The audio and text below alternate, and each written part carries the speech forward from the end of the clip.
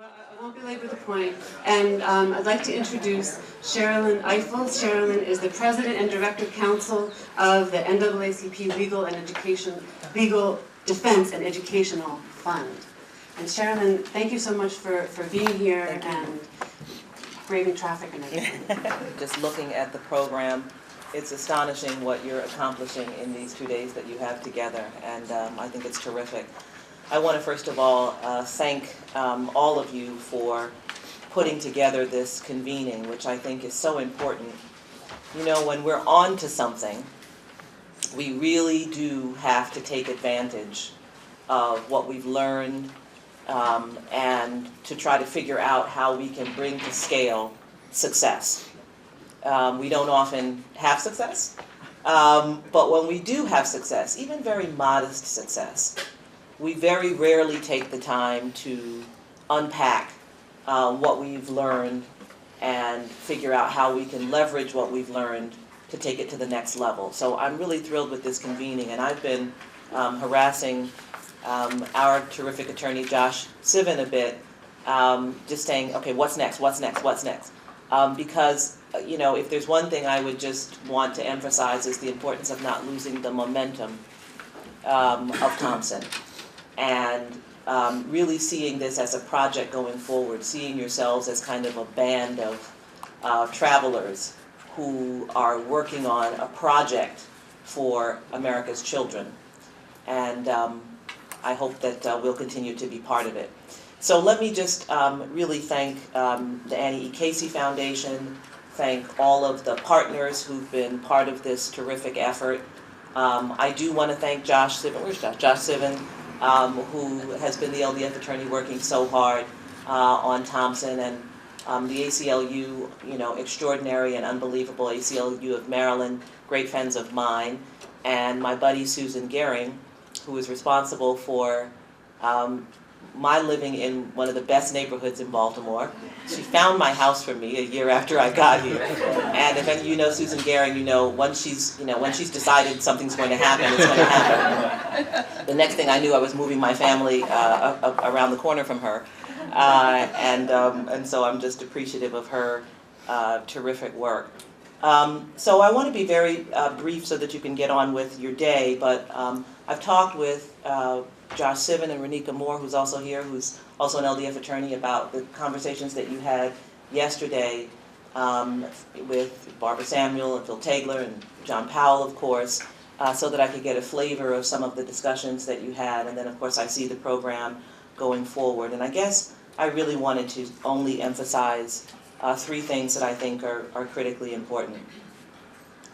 One is to commend what I think is this ongoing effort to stay very closely tied to the social science data about how kids flourish when they have access to opportunity.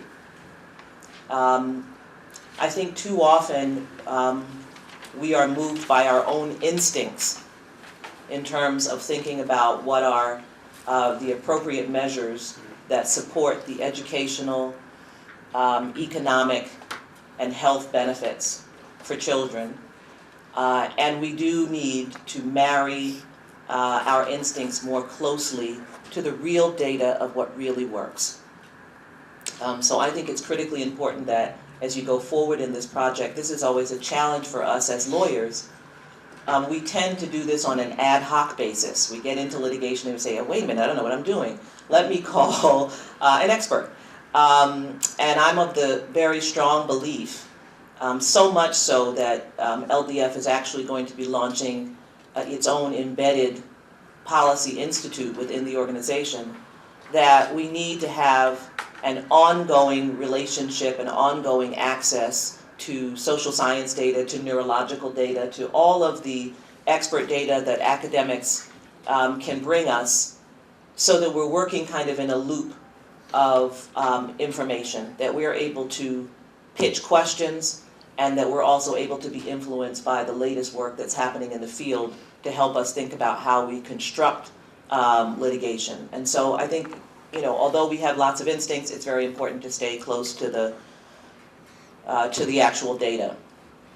The second thing is that, I have to confess I had a little bit of a reaction when I saw the name of the panel, the name of the convening after Thompson, Getting Kids Out of Harm's Way. And I did because I was worried about what I think can be a very delicate balance, which is how we talk about the effect of deeply distressed neighborhoods and communities on our children, and how we recognize that our children are not our children. By that I mean they live in their own families, and they live in their own communities. They are connected forever to those families. And that to the extent we talk about children as though they are independent of their families, we potentially end up in a danger zone. Our efforts to provide opportunity for children cannot be separated from our efforts to provide opportunities for families. And in fact, to the extent that we in any way buy into the idea that we can repel in and remove children from an environment as though they are independent actors unconnected to their families, I think it would be folly for us to believe that. And I think we will find that families and communities will be resistant to any rhetoric that is framed in that way. We are not rescuers of children. We are those, I hope, who are trying to provide opportunity for families. And that distinction is important because it is an acknowledgement and a respect of the reality that most parents care about their children and want real opportunity for their children. And you've seen it in Thompson, you saw it with the surveys, you saw the willingness of parents to leave their neighborhoods to seek opportunity. I've never found this to be a surprising phenomenon. My parents are immigrants, and I kind of stand in awe of them because I really do believe that the motivation to find opportunity for your children is one of the most powerful motivators of any human being. And so there's a way in which I think we have to frame our conversation as a recognition and an acknowledgement that what we are talking about is opportunity for families. And while the focus is appropriately on children, I just do want to emphasize the importance of us reinforcing the connection between children and their families. And so, it matters how children are traumatized by living in deeply distressed neighborhoods, but obviously it also matters how their parents are traumatized by living in deeply distressed neighborhoods. Children do not come to us disconnected from that reality that lives around them. Now the danger sometimes is that makes the project too big, right? Then we start adding on and layering on, and we fear we're not getting our hands around the issue that we really want to deal with. But I want to suggest that it's impossible to unhitch children from the realities of their family. And when we recognize that connection, I think we will get a fuller sense of how we can get at solving some of the problems that you all have identified. And I frankly think that Thompson is a terrific example of that reality, of what happens when we respect parents and families, and we present them with real choices and give them the opportunity to be the kinds of parents that most parents are. Thirdly, I would say that you all are playing with a little bit of dynamite, which I like, because you're hitting all of the cross currents of what I think, interestingly, in 2014 are really the critical issues that affect where we are headed as a nation. The questions about mobility, opportunity, access to opportunity, and even, integration, the I word, I think are actually questions that, having been tamped down for several decades, have risen back to the surface as critical cross-cutting issues in America today. And that's why this project for me is so interesting and so important. Because I really think the question before you is, how do you begin to continue, obviously, to do this work and to learn more, but then how do you take what you've learned and scale it up to enter what I think is a larger conversation about how we create opportunities for families and communities and who we want to be as American communities and cities and neighborhoods. I actually think the field is just about to be opened for a very, very robust version of that conversation. And it's a very complex one because it connects issues of race and class and economic policy and education reform and all of the big issues that are at the top of the fold are all kind of bound together. And what you may have before you is a kind of project that allows you to speak with tremendous clarity and power, because you're able to present a concrete example of at least one effort that demonstrates what can work. And I really encourage you to think through how you enter that larger national conversation with the work that you're doing in a powerful way. One of the things that I certainly think is true is that our country is not a very optimistic country at this moment. And in order to convince people of things, you have to show them that something can work. We're desperate for examples of things that work. And things that work get a lot of attention, have the potential to get a lot of attention, and have the potential actually to be scaled up, right? And Jeffrey Canada shows you, 20 blocks in Harlem, and this is what he can do, and people love it, right? Because he's showing it can work. And I do think that you need to have an entrepreneurial spirit about the project that you're engaged in, and really be willing to lift it above the horizon so that people can really see what you're working with and think through how this might be scaled up as part of a larger national conversation. And then lastly, I really want to return to this idea of language and story. I know that John Powell talked yesterday about his story a little bit, and his family in Detroit. And I'm sure it was quite powerful. And this seems contradictory to what I said earlier, but I think is in fact true. That at the same time that we must marry this work to hard data, to social science data, and what we can learn really works, I want to really encourage you to understand and to recognize the importance and the power of the stories that can come out of this work. And that you build into this project that you're working on, and particularly that you build into After Thompson, a very deliberate, careful, and intentional effort to follow and track the stories of the individuals who've been involved in this effort. To lose those stories, I think, will be to give away an enormous amount of the power of this effort. People respond to the narrative, and people respond to the story of real people talking about the real experience with all of its complications and contradictions. And so I would really strongly encourage you as you, and I didn't see one of those on here, as you think through all of your different sessions and as you begin to answer these questions, that you plan to build in over the course of the next few years, frankly, opportunities to re-engage and interface with the families who've been involved in Thompson, and that you capture, honor, and respect their stories as part of your data set that you're using as you proceed with the project and as you elevate this project nationally.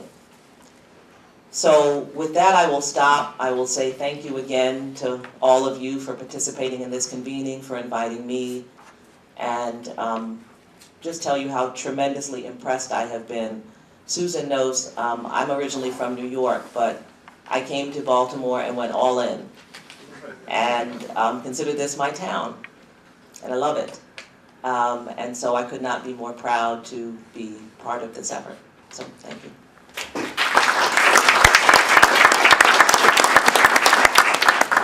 So what makes you optimistic that a robust national conversation is on the verge of happening? Largely, we've run out of options, and it's a strange thing to be both,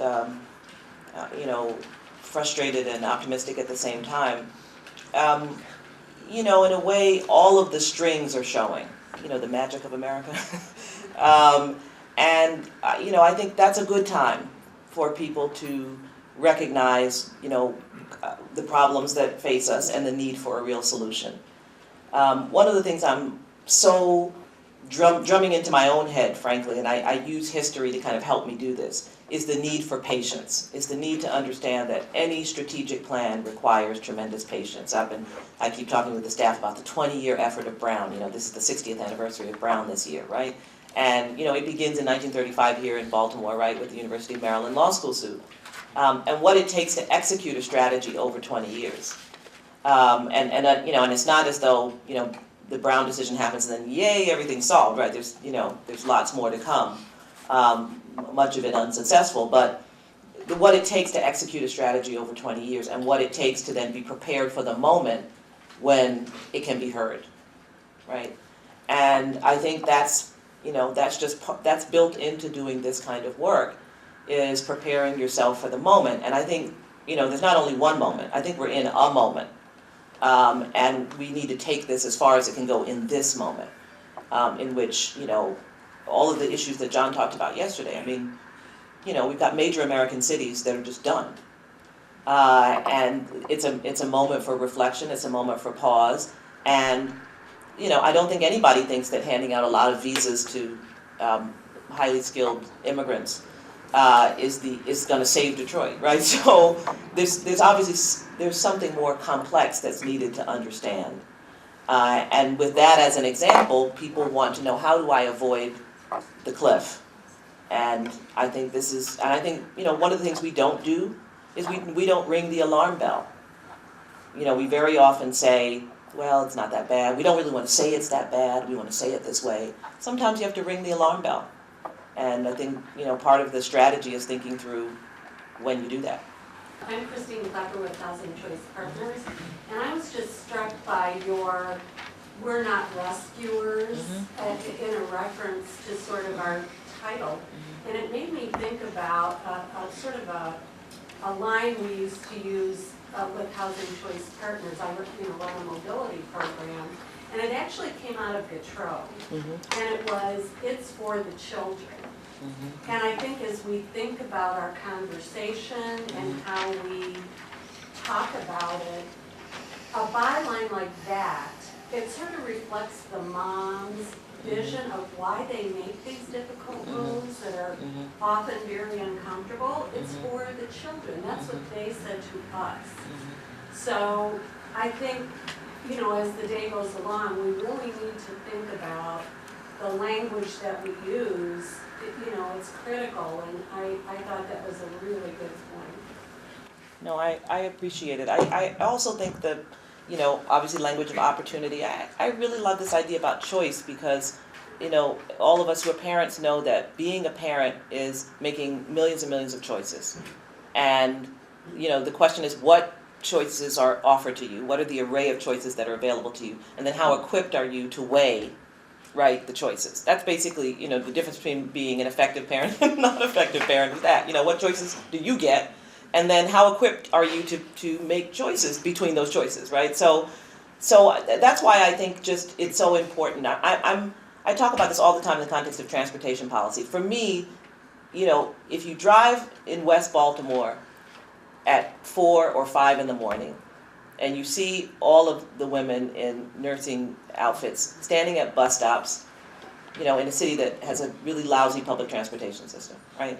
They're standing at bus stops because they've got jobs, which is good, right? They can work at Hopkins. But, west to east in the city is not an easy thing, right? It takes long because we don't have a subway system, really.